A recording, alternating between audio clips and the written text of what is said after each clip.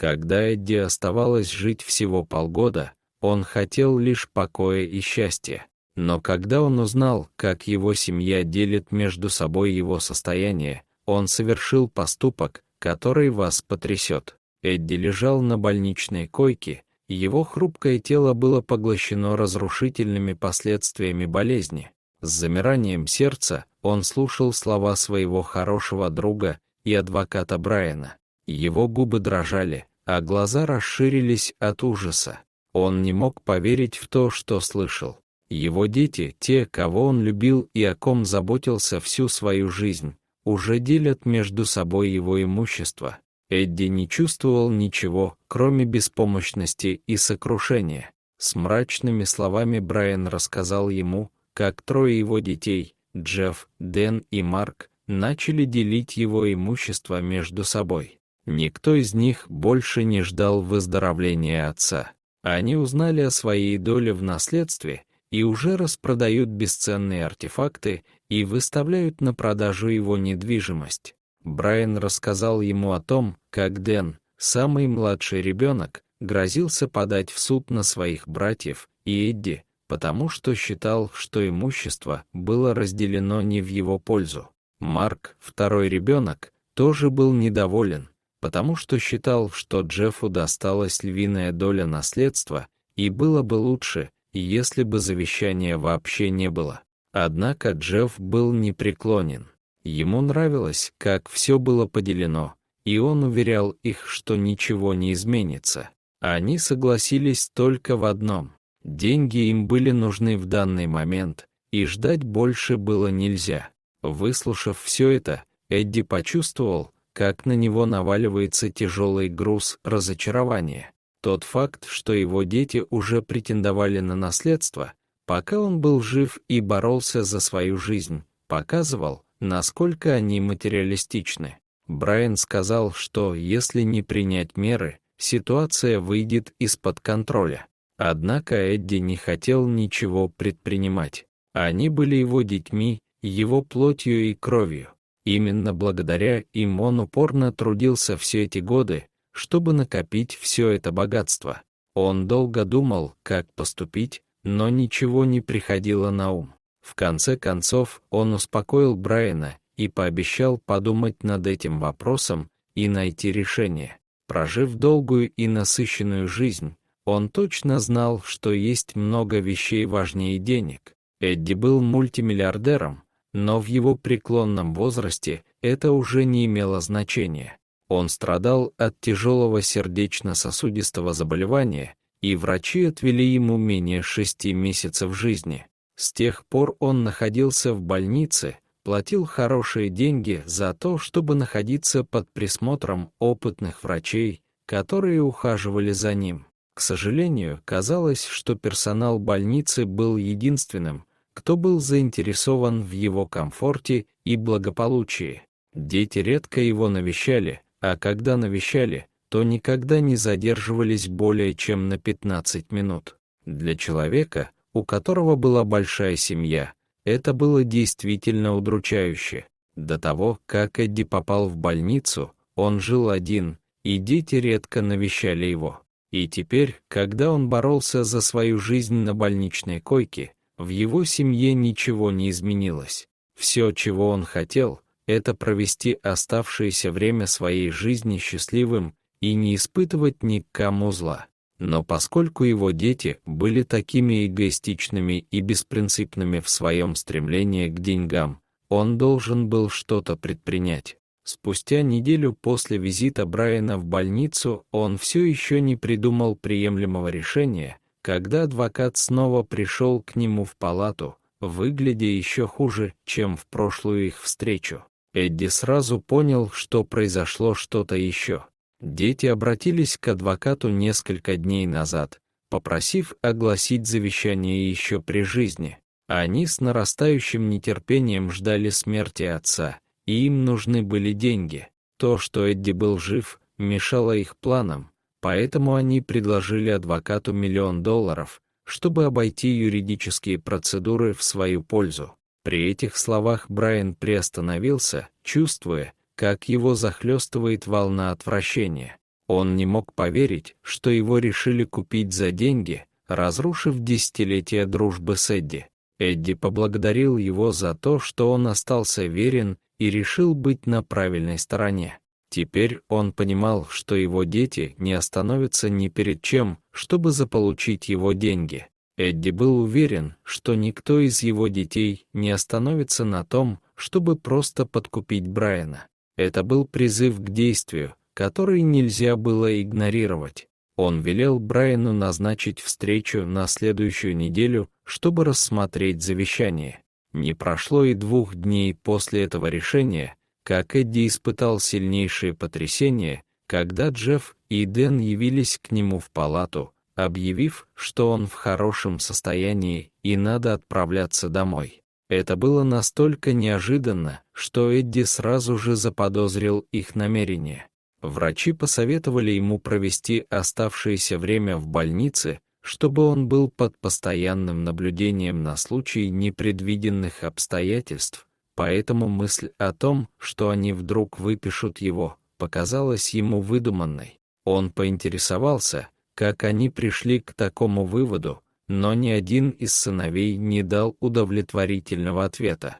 Вместо этого они занялись сбором его вещей. Дэн принес складную инвалидную коляску и открыл ее, чтобы Эдди можно было в нее усадить. Казалось, они очень торопились увезти его оттуда. Однако, как раз в тот момент, когда они собирались уходить, пришла медсестра на осмотр Эдди и была ошеломлена, увидев, что 2 мужчин грузят его в кресло. Она сразу же забила тревогу, потому что Эдди не был допущен к выписке. Вызвали врача, чтобы разрядить обстановку, которая уже выходила из-под контроля. Джефф и Дэн настаивали на том, что уезжают вместе с отцом. Ему осталось жить совсем недолго, и они хотели, чтобы он провел это время с ними, а не торчал в больничной палате. Доктор объяснил, насколько это опасно для Эдди, но Дэн упрямо ответил, что он знает лучше. Главное, чтобы они могли проводить время с отцом. Доктор спросил Эдди, чего он хочет, и старик категорически отказался ехать с детьми. Он чувствовал, что они что-то замышляют, и не хотел выяснять, что именно. Кроме того, персонал больницы был добрее к нему, чем его дети, поэтому он хотел провести свои последние дни в более позитивном окружении. Несмотря на его отказ, сыновья настояли на том, что он поедет с ними. Тогда врач вызвал охрану, чтобы вывести обоих мужчин из помещения. Они пытались сопротивляться, но в конце концов согласились уйти, когда доктор пригрозил вызвать полицию. Этот поступок детей стал для Эдди последней каплей. Он понял, на что они готовы пойти, лишь бы заполучить его собственность. Страшно было представить, что дети, ради которых он пожертвовал столь многим, пытаются убить его только из-за денег. На следующий день он вызвал Брайана в больницу, и они оба провели много часов вместе, работая над новым завещанием. Шли недели, а Джефф, Дэн и Марк продолжали жить роскошной жизнью со своими семьями. Они отправляли своих детей в дорогие школы, чтобы те могли летать по всему миру. Это было лучшее время в их жизни, и дальше все должно было стать только лучше, по крайней мере, они так думали. 3 месяца спустя Эдди скончался во сне поздно ночью. Об этом стало известно его семье и адвокату. Брайан долго и безудержно рыдал. Тот факт, что смерть была ожидаемой, ничуть не облегчил переживание горя. Его дети, напротив, были вне себя от радости. Они сразу же начали планировать его похороны, чтобы можно было прочитать завещание и разделить все имущество. Дети пытались ускорить процесс, но Брайан отказался. Он настаивал, чтобы они не торопились. Если бы не он, Эдди похоронили бы без церемоний, и никто бы об этом не узнал. Однако, благодаря Брайану, его похоронили как полагается. Пришли все друзья Эдди, присутствовали представители больницы, а другие миллионеры города также почтили это событие своим присутствием.